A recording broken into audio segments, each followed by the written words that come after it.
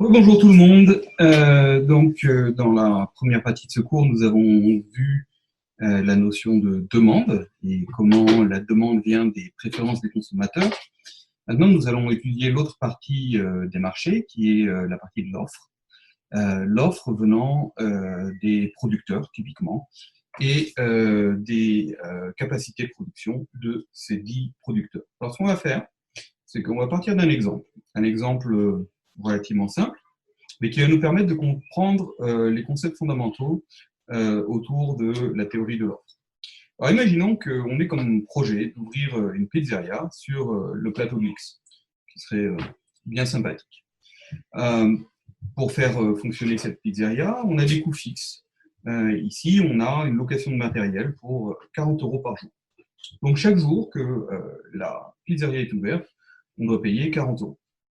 On a une matière première qui revient à 2 € par pizza, et on doit employer les personnes pour nous aider à produire, livrer les pizzas, et le coût de la main-d'œuvre à la journée est de 30 €. Maintenant, ce qu'on regarde ici, c'est en fonction du nombre d'employés, le nombre de pizzas produites et le coût total de production. Donc, si on regarde la première colonne, ben, on regarde le nombre d'employés, 0, 1, 2, 3, 4, 5, 6, 7 employés. On fait une hypothèse sur le nombre de pizzas qu'on peut produire avec chaque nombre d'employés. Donc, si on a 0 employé, on ne produit pas de pizza. C'est ça. On va supposer qu'un employé permette de produire 10 pizzas. Maintenant, quand on passe de 1 à 2 employés, ce qui est intéressant de remarquer, c'est que le nombre de pizzas fait plus que doubler. Si on a 2 employés qui travaillent ensemble, on peut supposer qu'ils s'épaulent, ils deviennent plus efficaces, ils partagent les tâches efficacement, et le deuxième employé permet de bien augmenter la production, donc on passe de 10 à 32.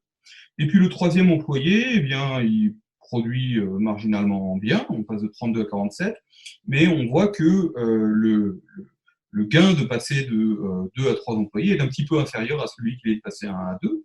Et puis ce gain, à chaque fois qu'on augmente le nombre d'employés, diminue. Et quand on passe de 6 à 7 employés, ça nous permet de passer de 63 pizzas à 65 pizzas produites.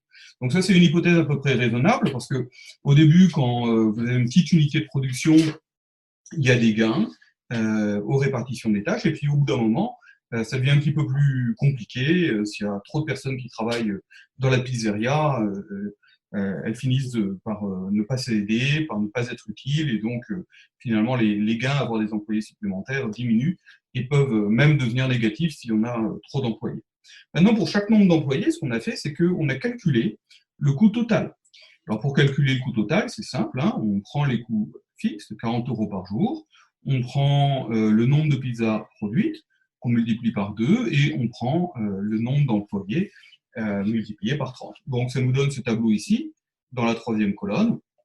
Par exemple, si on a un employé, on se retrouve avec un coût total de 40 € plus 30 € pour l'employé, plus 2 € par pizza x 10, ce qui nous fait 20 €, et on se retrouve bien avec un coût total de 90 €. Ce qui va nous intéresser beaucoup, c'est de regarder, pas tellement le nombre d'employés, mais de regarder, en fait, en fonction du nombre de pizzas produites, quel est le coût total. Donc, on va se concentrer sur les deux dernières colonnes. Et ça, c'est ce qu'on appelle en économie une fonction de production. Donc, on cherche à savoir le coût en fonction du nombre d'unités de biens qu'on cherche à produire. Donc, ce qu'on fait maintenant, c'est qu'on va représenter ça sur un graphe. Donc, ici, ce qu'on voit, c'est qu'en abscisse, nous avons mis les différentes quantités qui peuvent être produites. Donc, il s'agit effectivement d'avoir 1, 2, 3, 4, 5, 6, 7, etc. employés, et les quantités correspondantes de 10, 32, 47 pizzas. Et on a mis en ordonnée donc le coût total, 90, 164, 224, etc., jusqu'à 180, sans oublier la production de ne rien produire du tout, pour un coût qui est ici supposé nul. Donc, si un jour on décide pas de ne pas produire de pizza, on n'est pas obligé de louer le matériel ce jour-là. Voilà. Donc, ce qui nous intéresse, nous, c'est de se poser la question, en fonction du prix, quelle va être la quantité de pizza produite?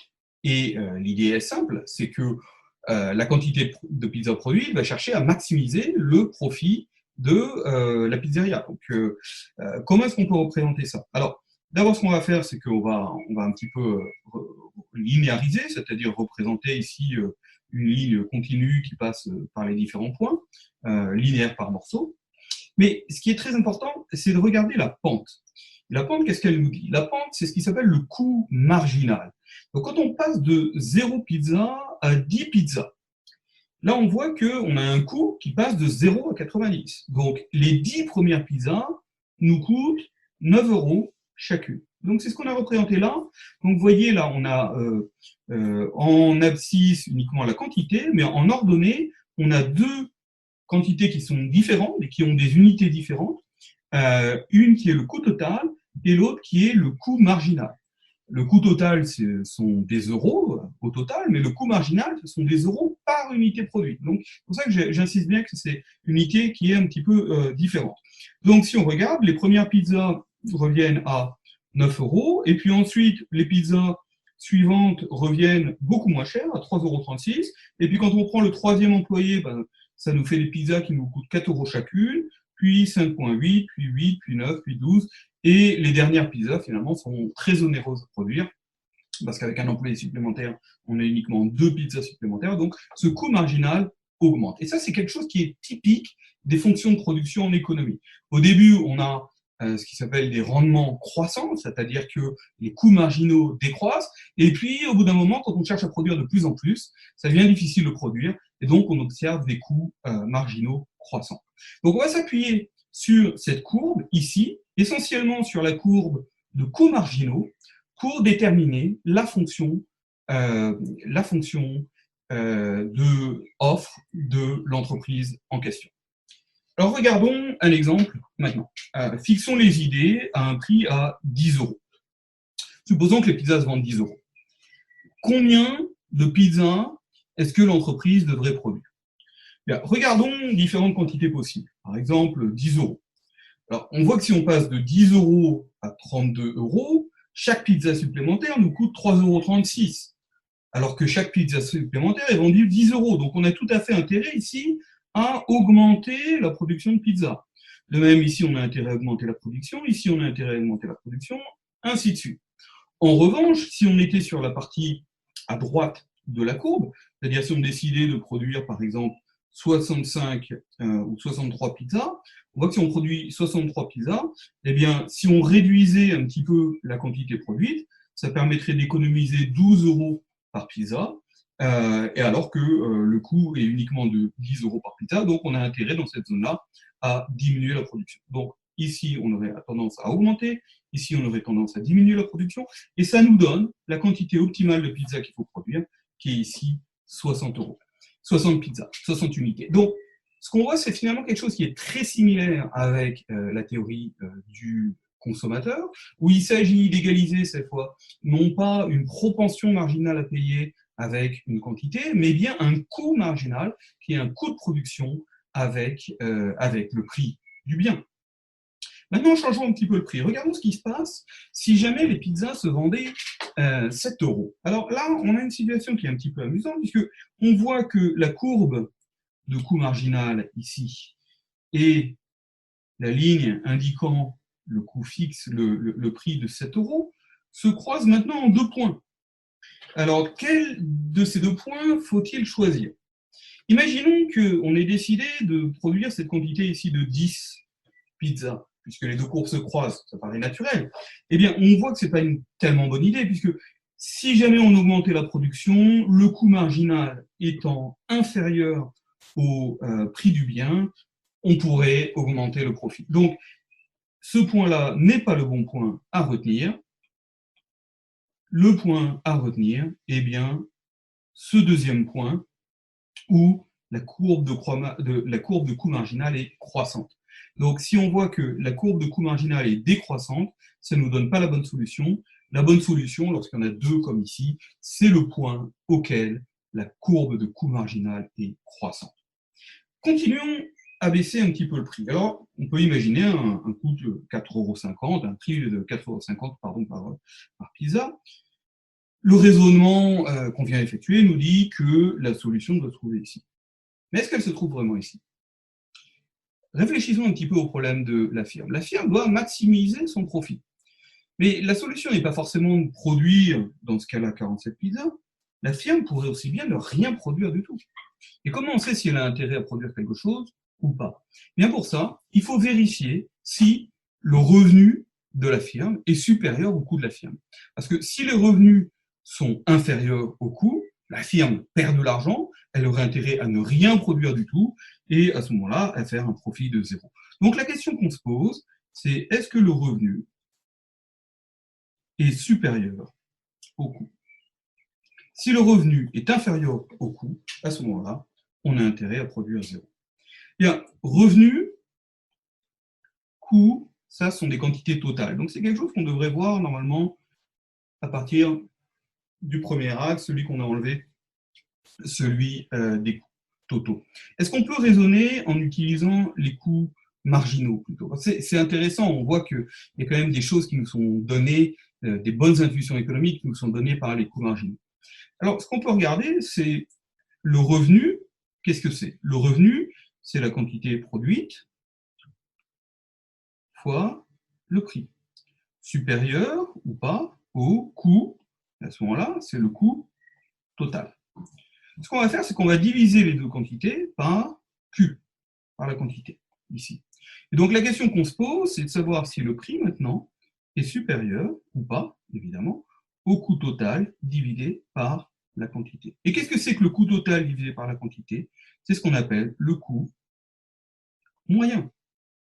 C'est-à-dire que si vous produisez 100 unités à un coût total de 200, ben évidemment, le coût moyen, il est de 2 par unité. Donc ça nous montre qu'on a intérêt aussi à représenter sur ce graphe le coût moyen. Et donc le coût moyen, comme je vous le disais, il s'obtient très simplement en prenant le coût total et en divisant par le nombre d'unités. Maintenant, si on prend le coût moyen, on voit ici que on a une courbe de coût moyen dans cet exemple, qui est d'abord décroissant, et puis éventuellement croissant. Pourquoi? Parce que les premières unités, certes, sont assez chères à produire. Il s'agit de mettre en route l'unité de production, et puis au bout, très régulièrement, en fait, le coût marginal est inférieur au coût moyen, donc ça veut dire que chaque unité supplémentaire a tendance à faire baisser le coût moyen, jusqu'à un certain point, ici, où le coût marginal va être supérieur au coût moyen, et à partir de là, le coût moyen va être croissant. Qu'est-ce qu'on voit pour cet exemple de 4,50 € qu'on avait retenu ici? Dans cet exemple de 4,50 €, on voit que le coût moyen est supérieur au coût marginal. Donc à partir de là, on n'a pas intérêt à produire. Ça veut dire que lorsque on va regarder un coût moyen qui va être supérieur au coût marginal, on a intérêt à produire zéro, tandis que lorsque le coût moyen est inférieur au coût marginal, là, on a intérêt à lancer la production. Donc, la réponse à notre question sur trouver la fonction d'offre de l'entreprise est finalement assez simple. On dit qu'il y a deux parties. La première, c'est de dire que l'offre est donnée par les coûts marginaux. Ça, c'est le raisonnement, comme on disait, à la marge. Est-ce que l'entreprise a intérêt, à un prix donné, à produire une unité supplémentaire, à produire une unité de moins? Et on voit que pour prendre cette décision, on doit comparer le coût marginal avec le coût moyen. Donc, la courbe d'offre est obtenue par les coûts marginaux. C'est la courbe d'offre qu'on a ici, et puis les coûts marginaux continuent là. Mais il y a une condition, en fait, qui est la condition d'ouverture de la firme. Parce que si les coûts marginaux sont supérieurs au coût moyen, c'est-à-dire finalement si le prix est supérieur au coût moyen, l'intérêt de la firme est d'ouvrir la production, tandis que dans le cas contraire, la firme a intérêt à ne rien produire. Donc ça veut dire que pour toute la partie de la courbe d'offre qui se trouve sous la courbe de coût moyen, comme ici, la production de la firme est nulle. En revanche, pour toute la partie de la courbe d'offre qui se trouve au-dessus des coûts moyens, la firme a intérêt à produire. Donc si on regarde en courbe en bleu maintenant, on a réellement obtenu ce qu'est la courbe d'offre de l'entreprise en question. Maintenant, ce qu'on va se poser comme question, comme on l'avait fait pour le consommateur, c'est de se demander quel est le surplus obtenu par une firme. Qu'est-ce que c'est que le surplus? C'est le gain de la firme au fait d'avoir pu produire. Ce surplus, dans le cas d'une firme, il est simple à définir. Finalement, c'est le profit réalisé par la firme. Et le profit, qu'est-ce que c'est? Eh bien, c'est les revenus, c'est-à-dire le prix fois la quantité, moins les coûts de production. On va utiliser un raisonnement graphique, parce que c'est toujours assez utile de représenter de manière visuelle ce surplus. Regardons d'abord des prix qui soient inférieurs ici au prix d'ouverture de l'entreprise. On voit qu'il y a un prix minimal à partir duquel l'entreprise va décider de produire une quantité positive. Si on est dans cette zone de prix, le surplus de l'entreprise est zéro parce que l'entreprise décide de ne rien produire. À partir de ce prix-là, l'entreprise est indifférente entre commencer à produire et ne rien produire. Maintenant, si le prix augmente, on voit que la production de l'entreprise reste constante ici, à 47, et toute l'augmentation du prix se transforme en bénéfice pour l'entreprise. Ce qui veut dire que ici, si le prix est là, le bénéfice est zéro, puisque l'entreprise, comme on disait, est indifférente entre ouvrir la production et ne pas ouvrir la production, et finalement, le profit de la firme va se retrouver ici représenté par l'aire de ce rectangle. Maintenant, qu'est-ce qui se passe si on continue à augmenter les prix? Eh bien, on voit que l'offre de l'entreprise va augmenter. Là, on a un saut d'offre de l'entreprise. Avant, on avait uniquement 47 unités produites, mais à partir de ce prix-là, je crois que c'est de 5,8, l'entreprise va augmenter sa production jusqu'à 55. Donc, on peut continuer avec ce raisonnement graphique en pensant que pour les 47 premières unités produites, le gain est représenté ici, le gain supplémentaire est représenté ici, et pour les unités qui sont entre 47 et 55, le coût de production marginal est de 5,8, donc le gain, le profit réalisé sur ces unités produites est la différence entre le prix de vente et le coût marginal de 5,8.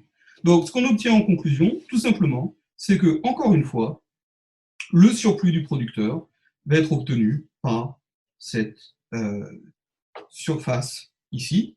Qu'est-ce que c'est que cette surface? Cette surface, c'est la surface qui va être au-dessus de la courbe de production, au-dessus de la courbe d'offre et au-dessous du prix. Donc, le surplus, c'est la surface au-dessus de l'offre et sous P. Et évidemment, cette surface, elle ne peut être que croissante avec P. Donc, si P augmente, ici par exemple, on aura un gain supplémentaire pour l'entreprise, donc un surplus qui va augmenter. Le raisonnement qu'on avait fait il y a 1 ou 2 minutes était de raisonner un petit peu, encore une fois, en intégrant par ici. Donc, on regardait d'abord les premières unités et le gain, et puis on regardait les unités supplémentaires et le gain. Évidemment, encore une fois, on aurait pu intégrer horizontalement, si j'ose dire, en disant que ce qu'on peut faire, c'est de considérer tous les différents prix P et voir pour chaque prix P quelle est la quantité produite. Donc, dans ce cas-là, on peut écrire le surplus comme une somme sur P de la quantité produite en ce prix. De la même manière qu'on avait fait pour le consommateur, où on était parti d'un consommateur et de la demande d'un consommateur au cas de tout un groupe de consommateurs, de l'ensemble des consommateurs, et qu'on regardait la demande de l'ensemble des consommateurs, ben on fait pareil pour passer d'un producteur à différents producteurs, donc à un ensemble de producteurs. Ici, on a la courbe d'offre d'une pizzeria, qui est la pizza de l'X. On peut avoir de la même manière une autre pizzeria, qui serait la pizzeria de Saclay. Maintenant, l'offre totale est obtenue en prenant la somme des différentes offres. Donc, il faut faire attention juste dans quelle direction on fait ça. Ici, on se rappelle qu'on a des prix en ordonnée, qu'en abscisse, nous avons des quantités, et que l'opération effectuée, c'est bien à prix donné de sommer les quantités de tous les différents producteurs pour obtenir l'offre totale. Bien, un petit résumé, un petit peu mathématisé, histoire de bien fixer les idées sur les modèles que nous avons pour un producteur. Un producteur, chez nous, est donné par une fonction de coût. Donc, si on appelle le producteur J, la quantité grand CJ de Q, c'est le coût total pour l'entreprise J, pour le producteur J, pour produire une quantité Q du bien. On a vu que ce qui est très important pour nous, c'est le coût qu'on appelle le coût marginal, c'est-à-dire en supposant que la quantité produite est Q, combien est-ce que ça coûte de produire un delta supplémentaire? Eh bien, tout simplement, ça c'est obtenu en regardant la dérivée de la fonction Q. Donc, on a le coût marginal de la fonction C, et donc on a bien un coût marginal qui est la dérivée de la fonction Q. Le coût marginal est généralement supposé croissant, ce qui veut dire qu'on a toujours un coût supplémentaire à produire plus. Et ce qu'on suppose, généralement, c'est que ce coût marginal est d'abord décroissant, puis croissant. Pourquoi? Parce que, comme on le disait dans le cas de la pizzeria, il y a au début des rendements d'échelle, c'est-à-dire que il y a un coût important à mettre la production en place, mais une fois que ce coût est payé, là, on arrive à obtenir des gains au fur et à mesure que la production augmente. Mais au bout d'un moment, on arrive à une limite de capacité et augmenter la production devient de plus en plus coûteux, ce qui explique que les rendements donc, sont, comme on dit, décroissants, c'est-à-dire que le coût marginal lui-même est croissant. Rappelons-nous le coût moyen. Le coût moyen est défini comme le coût total divisé par la quantité produite. Le problème de l'entreprise, c'est celui de la maximisation du profit. L'offre d'une entreprise est la solution d'un problème de maximisation à un prix donné. Donc, si on fixe le prix P, on va s'intéresser à la quantité produite par la firme J étant donné le prix P. Et quel est le problème de l'entreprise? C'est de regarder les recettes, si elle produit une quantité Q, moins le coût de produire la quantité Q, et de chercher la quantité produite qui va maximiser le gain, donc qui va maximiser le profit pour l'entreprise. On a très simplement une condition de premier ordre dans ces problèmes de maximisation, qui est que la dérivée de cette fonction objective doit être nulle, la dérivée en Q. Si on regarde ici la dérivée de la première partie, c'est tout simplement P. Si on regarde la dérivée de cette partie avec un signe négatif, ce sont les coûts marginaux. La condition de premier ordre nous dit donc que les coûts marginaux doivent être égaux au prix. C'est ce qu'on a obtenu un petit peu auparavant par un raisonnement économique. Ici, on l'obtient par un raisonnement mathématique très simple et très direct. Il faut faire attention à la restriction qui est que les coûts marginaux doivent être supérieurs ou égaux aux coûts moyens. Si les coûts marginaux sont supérieurs ou égaux aux coûts moyens, cela veut dire que dans cette solution-là, les profits sont effectivement positifs. Autrement, on aurait des profits négatifs et l'entreprise souhaiterait produire zéro plutôt que de produire la quantité qui répond à cette condition-là. Maintenant, quel est le surplus du producteur? Le surplus du producteur J, il est obtenu par la différence à quantité produite des recettes et du coût ici de production. Et comme nous l'avons vu, ça peut être obtenu par l'intégrale ou la surface qui se trouve sous la courbe de prix et au-dessus de la fonction d'offre de l'entreprise. Donc, c'est toujours intéressant d'avoir cette représentation ici en tête. Alors maintenant, qu'est-ce qu'on peut dire sur l'offre d'une entreprise en fonction du prix? Rappelons-nous ce qu'on avait dit sur les solutions ici. On peut avoir plusieurs solutions, plusieurs points auxquels le prix est égal au coût marginal. Et on a dit, ne prenons pas la première partie, la solution ne se trouvera jamais dans la première partie, mais se trouvera dans la seconde intersection. Donc on ne sera pas ici, mais on sera bien à la seconde intersection là. Ça veut dire qu'en fait, on va toujours regarder la partie où les coûts marginaux sont croissants. On ne va jamais considérer la partie où les coûts marginaux sont décroissants pour obtenir la fonction d'offre d'un producteur. Donc, on restreint ça, restreint aux coûts marginaux croissants. Qu'est-ce que ça nous dit, ça? Si les coûts marginaux sont croissants et qu'on va chercher dans cette zone la solution à cette équation-là, c'est-à-dire on va chercher la quantité qui égalise le coût marginal avec le prix. Si le prix augmente, sachant que les coûts marginaux sont croissants, la quantité produite, elle aussi, va augmenter. Donc, on obtient que la fonction, qui est l'offre de l'entreprise, est croissante avec le prix. Donc, chaque entreprise, et c'est très naturel, a tendance à produire plus lorsque les prix augmentent. Maintenant, passons à l'offre agrégée. L'offre de chacun des producteurs est donnée ici. Comment est-ce qu'on obtient l'offre de l'ensemble des producteurs? C'est simplement en prenant la somme de l'offre de chacun des producteurs. Et comme nous l'avons vu, l'offre de chacun des producteurs est une fonction croissante du prix, donc la somme, qui est l'offre totale, est une fonction croissante du prix. On obtient ce qui s'appelle donc la loi de l'offre, qui est que la fonction, qui est que l'offre totale dans un marché est croissante avec le prix du bien.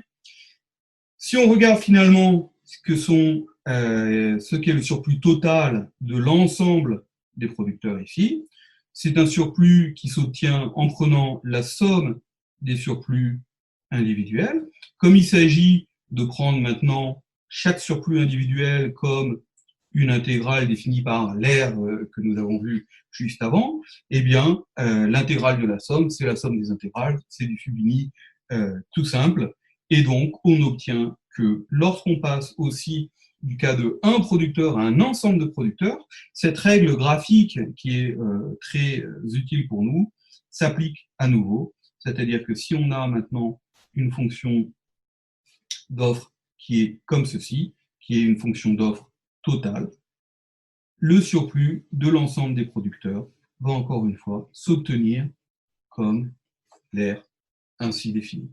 Donc ici, nous avons donc le surplus total des producteurs. Juste quelques commentaires pour comprendre économiquement ce qui change l'offre. Comment est-ce que l'offre est modifiée? L'offre, quand on parle d'offre, encore une fois, on ne va pas parler d'une quantité offerte. Quand on emploie le terme d'offre, il s'agit de considérer la courbe d'offre. Qu'est-ce qui va modifier cette courbe d'offre? Il y a différents facteurs économiques qui modifient la courbe d'offre. Il ne s'agit pas de faire une liste ici qui soit exhaustive, mais je vais en mentionner certains qui sont particulièrement centraux et importants. Le premier facteur, évidemment, c'est le prix des entrants. Si jamais le prix des matières premières augmente ou diminue, eh bien, à ce moment-là, les coûts vont changer. Et comme on va changer la fonction de coût, on va changer la fonction d'offre. Si on regarde une entreprise comme Domino's Pizza, qui a un succès mondial de vente de pizza, eh bien, l'offre de cette entreprise est très sensible à des prix comme le prix des cartons, par exemple, ou le prix de la sauce tomate, ou le prix du blé, qui sont ces différentes matières premières. Deuxième point, la technologie. La technologie, c'est quelque chose de fondamental. C'est ce qui permet de produire plus en utilisant la même quantité de biens. Donc l'augmentation technologique, c'est vraiment ce qui permet d'accroître la production à partir des mêmes ressources ou à partir de ressources équivalentes. Exemple, l'introduction d'engrais, de pesticides, qui permet de diminuer la production, le coût de production de blé et indirectement augmenter l'offre, c'est-à-dire qu'on va voir qu'il est possible de produire plus, c'est-à-dire qu'à prix donné, on va se retrouver à produire des quantités plus grandes. Il y a aussi évidemment le nombre de producteurs, qui est un facteur important. Si jamais on ferme des puits de pétrole, comme c'est déjà arrivé, eh bien, l'offre de pétrole va diminuer. Cette fermeture, ici, n'est pas liée au prix. Tout ce qui est lié au prix, c'est contenu dans la courbe d'offre, mais on pense à des fermetures qui peuvent être liées à des catastrophes naturelles, à des guerres ou à des embargos, par exemple. L'anticipation des producteurs est aussi un facteur qui change l'offre. Si une firme anticipe une croissance de son marché, elle peut décider par anticipation d'augmenter sa capacité de production, et à ce moment-là, elle va se retrouver avec des coûts marginaux qui vont diminuer, donc elle va naturellement augmenter son offre. Merci beaucoup de votre attention, et la semaine prochaine, nous allons voir l'équilibre de marché. Cut.